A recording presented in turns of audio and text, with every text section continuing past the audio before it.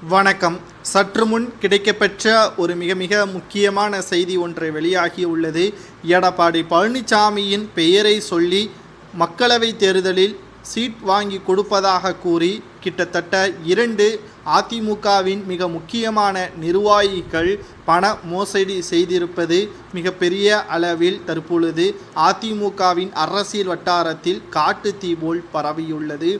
நடந்து முடிந்த மக்களவைத் தேர்தலில் அதிமுக தோல்வியடைந்தாலும் அதன் பிரதிபலிப்பு தற்பொழுது வரை ஆளும் கட்சிக்கு ஆதரவாகவும் எதிர்க்கட்சியாக இருக்கக்கூடிய அதிமுகவிற்கு மிகப்பெரிய ஒரு சோகமான நிகழ்வாகத்தான் மாதத்திற்கு 3 முறை நடைபெற்று கொண்டிருக்கிறது.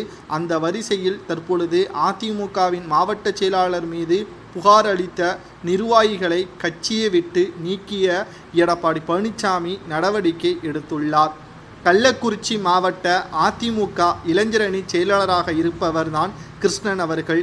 இவர் கள்ளக்குறிச்சி மாவட்ட காவல் கண்காணிப்பாளர் அலுவலகத்தில் அதிமுக மாவட்ட செயலாளர் குமரகுரு மீது நேற்று போலீஸ் வழக்கு ஒன்றை பதிவு செய்துள்ளார். அதில் கடந்த மக்களவைத் தேர்தலில் சீட் வாங்கி தருவதாக, விழுப்புரம் தொகுதியில் சீட் வாங்கி தருவதாக சுமார் 1,60,00,000 ரூபாய் பணம் வாங்கியதாகவும் சொன்னபடி சீட் வாங்கி தரவில்லை என்றும் அவர் தெரிவித்திருக்கிறார்.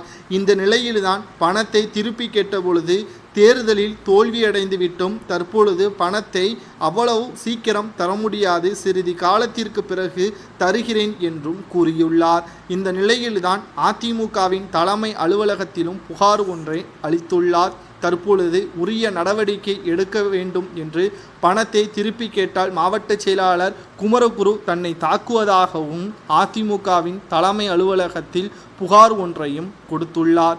எனவே மாவட்ட செயலாளர் குமரகுரு மீது நடவடிக்கை எடுக்க வேண்டும் என்றும் வலியுறுத்தியுள்ளார்.